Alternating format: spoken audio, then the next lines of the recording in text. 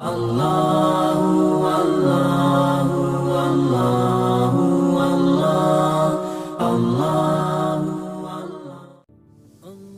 و نصلی علی رسول الکریم، اما بعد فاعوذ باللہ من الشیطان الرجیم، بسم اللہ الرحمن الرحیم۔ السلام علیکم ناظرین گرامی، میں ایک بار پھر حاضر خدمت ہوں دینک سفر چینل کی جانب سے۔ آج کی ہماری ویڈیو کا موضوع شداد کا حال۔ تاریخ لکھنے والوں نے شداد کا ذکر حضرت ہود کے بیان کے بعد کیا ہے، اس لیے کہ اس کا تعلق بھی عاد قوم سے تھا، تاکہ ایمان والے اس سے نصیحت حاصل کر سکیں۔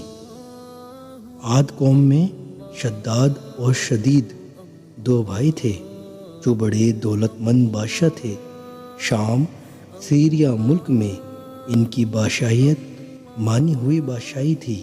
شدید اور اس کے لوگ شرک میں مبتلا تھے اور خراب عقیدہ رکھتے تھے، لیکن اس کے انصاف سے شیر اور بکری ایک جگہ پانی پیا کرتی تھی۔ کہا جاتا ہے کہ اس کی عدالت میں دو آدمی آئے۔ ان دونوں میں ایک نے بتایا کہ میں نے اس آدمی کی زمین خریدی اور قیمت دے کر اس پر قبضہ کیا، پھر میں نے اس زمین میں ایک خزانہ پایا جو میں اسے دینا چاہتا ہوں، اس لیے کہ میں نے اس سے صرف زمین خریدی ہے، خزانہ خریدا نہیں ہے، لیکن یہ لینا نہیں چاہتا۔ دوسرے نے کہا میں نے تو زمین بیچ دی تھی، اب زمین اور جو کچھ اس کے نیچے ہے وہ اسی کا ہے، میں کیوں لوں؟ لیکن کسی کے بھی یہ چھوٹی سی بات سمجھ میں نہیں آ رہی تھی کہ اس عجیب و غریب مقدمے کا فیصلہ کیسے کریں۔ پھر عدالت نے پوچھا، یہ بتاؤ تم دونوں کے پاس کوئی اولاد ہے؟ ایک نے کہا ہاں ایک بیٹا ہے، دوسرے نے کہا ہاں ایک بیٹی ہے۔ عدالت نے فیصلہ سنایا، دونوں کو بیاہ دو اور وہ خزانہ انہیں دے دو۔ ایسا تھا وہ انصاف پسند بادشاہ۔ حضرت ہود علیہ السلام نے اسے بھی ایمان لانے کی بات کہی تھی، پر وہ ایمان نہ لایا اور اپنے باپ داداؤں کے دین شرک پر ہی مر گیا۔ شدید کے بعد شداد گدی پر بیٹھا۔ حضرت ہود علیہ السلام نے اسے بھی ایمان لانے کی بات کہی۔ بولا اگر میں نے تمہارا دین قبول کر لیا تو فائدہ کیا ہوگا؟ حضرت ہود نے فرمایا اللہ تمہیں اس کا اجر کے طور پر جنت عطا فرمائے گا، اس کی رحمت تم پر نازل ہوگی۔ شداد بولا یہ سب کچھ نہیں، میں تو خود اپنی جنت بناؤں گا اور دن رات اس میں عیش کروں گا۔ پھر جنت بنانے کا شداد نے فیصلہ لیا۔ پورے ملک سے سونا چاندی، ہیرے جواہرات، مشک اور عنبر اور مروارید کے ڈھیر لگ گئے۔ ایک خوبصورت بھی جگہ تلاش کر لی گئی، ماہر کاریگر جمع کیے گئے اور ایک مضبوط عمارت کی نیو ڈال دی گئی۔ ایک غریب کی امیدوں سے بڑی لمبی اور کریموں کی ہمت سے زیادہ بلند و ایسی خوبصورت عمارت جو آج تک بنی نہیں۔ دیواروں میں سونے چاندی کی اینٹیں چنی گئی تھیں، چھت اس کی سونے کے پتوں سے سجائی گئی تھی، سینتون اس کے بلورے تھے اور ہر جگہ بڑے سندر ڈھنگ سے جوڑے گئے تھے۔ ان کی نہروں میں ریت کی بجائے انمول موتی بچھائے گئے تھے۔ اس کے بعد اس کے پیڑوں میں مشک اور عنبر بھروا دیے گئے تھے۔ جس وقت خشک ہوا ان پیڑوں سے ہو کر گزرتی تو رہنے والوں کے دماغ خوشبو سے بھر جاتے۔ اس کی زمین کو مٹی سے پلٹنے کے بجائے مشک و عنبر کے چھڑکاؤ تھے۔ 1000 کنگورے اس محل کے چاروں طرف بنائے گئے۔ کنگوروں کو سرخ سونے سے سجایا گیا تھا۔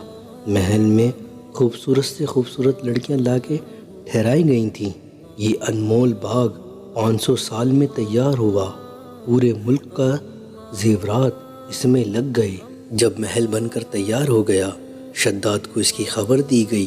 شداد ایک بھری فوج لے کر چلا کہ وہ اس جنت کو دیکھے اور وہاں قیام کرے۔ ابھی وہ فرگلی ہی چلا تھا کہ وہیں ڈیرا ڈال دیا۔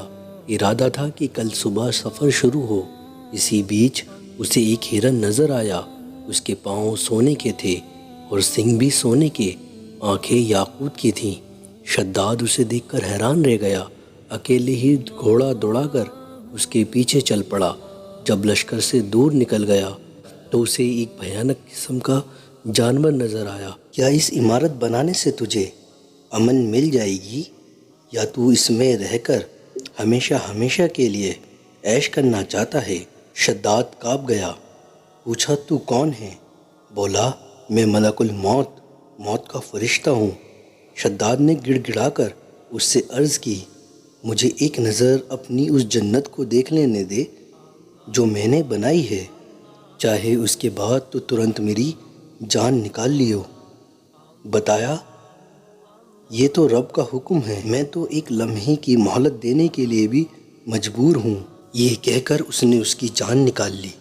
جسم بے جان ہو کر رہ گیا، تمنا دل کی دل میں دھری رہ گئی۔ تاریخ کی کتابوں میں لکھا ہے کہ ایک بار اللہ کی اور سے اسرائیل سے پوچھا گیا کہ تو مدتوں سے لوگوں کی روح قبض کر رہا ہے، بتا کیا تو نے کبھی کسی پر رحم کیا ہے اور اس کی جان نکالتے وقت تجھے رحم آیا ہے؟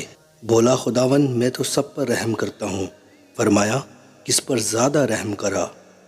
تب اسرائیل نے بتایا کہ ایک دن ایک کشتی کو میں نے آپ کے حکم سے توڑ دیا تھا اور موجوں میں گر کر وہ کشتی ہمیشہ ہمیشہ کے لیے تباہ ہو گئی۔ اس پر سوار تمام لوگ بھی ختم ہو گئے، یہاں صرف ایک عورت بچ گئی جس کے پیٹ میں بچہ تھا۔ عورت کو فرشتوں نے ایک جزیرے پر پہنچا دیا، وہیں اس نے ایک لڑکے کو جنم دیا۔ آپ کا حکم ہوا کہ اس عورت کی روح قبض کر لو اور لڑکے کو اس کے پہلو میں ڈال دو۔ اس وقت میری آنکھوں میں آنسو نکل آئے کہ اس لڑکے کا کیا ہوگا، یہ تو تڑپ تڑپ کر مر جائے گا یا اسے درندے کھا جائیں گے۔ خداوند یہی سوچ کر میں رو دیا، مجھے تو اس بچے پہ رحم آیا۔ دوسرا اب جب شداد کی روح قبض کرنے کا حکم دیا کہ اس بیچارے کی کئی سو سال کی عمارت بنائی ہوئی تھی لیکن وہ اسے ایک نظر بھی نہ دیکھ سکا اور اس کی حسرت دل کی دل میں ہی رہ گئی۔ اللہ نے فرمایا شداد وہی لڑکا تھا جس پر تو نے رحم کھایا، میں نے اس کی ماں کے مرنے کے بعد سورج اور ہوا کو حکم کر دیا تھا کہ اسے اپنی گرمی سردی کا احساس مت ہونے دینا، بلکہ پھولوں اور پتوں کو اڑا کر اس کے واسطے فرش بنایا۔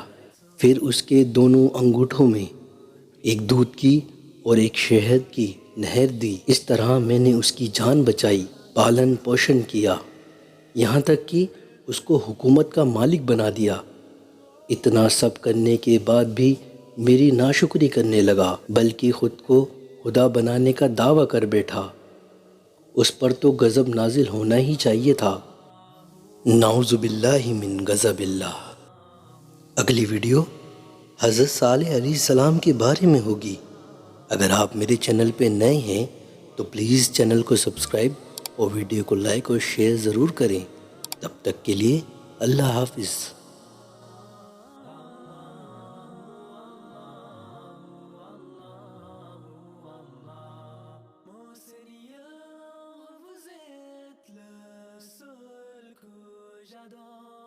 Je m'adresse à vous avec un cœur plein d'amour. تذكرك أنني ما أجدرك